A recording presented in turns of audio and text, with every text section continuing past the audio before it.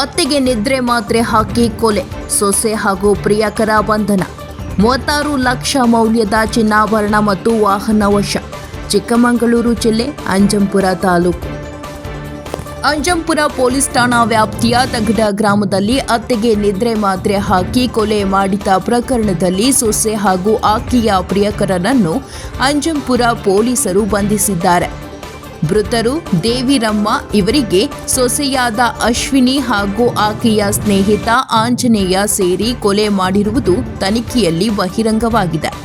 ಪೊಲೀಸರ ಮಾಹಿತಿಯ ಪ್ರಕಾರ 10 ಆಗಸ್ಟ್ 2025 ರಾತ್ರಿ ದೇವಿರಮ್ಮರಿಗೆ ಊಟದ ಮುದ್ದೆಯಲ್ಲಿ ನಿದ್ರೆ ಮಾತ್ರೆ ನೀಡಿ ತಡವಾಗಿ ಆಸ್ಪತ್ರೆಗೆ ಕರೆದೊಯ್ದ ಕಾರಣ ಅವರು ಸಾವನ್ನಪ್ಪಿದ್ರು. ಈ ಬಗ್ಗೆ ಮೊದಲು ಮರಣವನ್ನು ಸಹಜವೆಂದು ಮರೆಮಾಚಲಾಗಿದ್ದರೂ 20 ಆಗಸ್ಟ್ರಂದು ದಾಖಲಾದ ದೂರಿನ ಮೇರೆಗೆ ಪ್ರಕರಣ ದಾಖಲಾಯಿತು. ಅಶ್ವಿನಿ ಮತ್ತು ಆಂಜನೇಯ ಇವರಿಗೆ 1 ವರ್ಷದ ಅನೈತಿಕ ಸಂಬಂಧವಿದ್ದು, ಆ ಸಂಬಂಧದ ಆವರಣದಲ್ಲಿ ಅತ್ತೆಯ ಆಭರಣ ಮತ್ತು ಹಣವನ್ನು ಮರು ಕಳವು ಮಾಡುತ್ತಿದ್ದರು.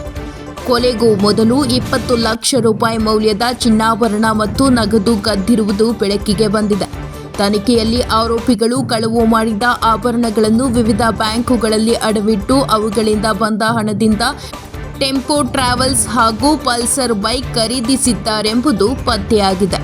ಒಟ್ಟು 218.80 ಗ್ರಾಂ ಚಿನ್ನಾಭರಣ, ವಾಹನ ಸೇರಿ 36 ಲಕ್ಷಕ್ಕೂ ಹೆಚ್ಚು ಮೌಲ್ಯದ ವಸ್ತುಗಳನ್ನು ಪೊಲೀಸರು ವಶಪಡಿಸಿಕೊಂಡಿದ್ದಾರೆ.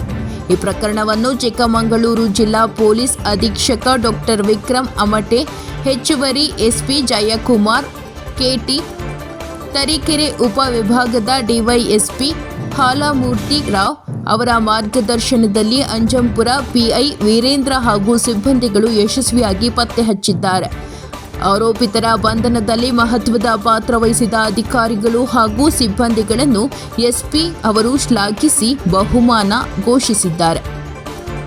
ವರದಿ ಪ್ರದೀಪ್ ಎಚ್, ತರೀಕೆರೆ.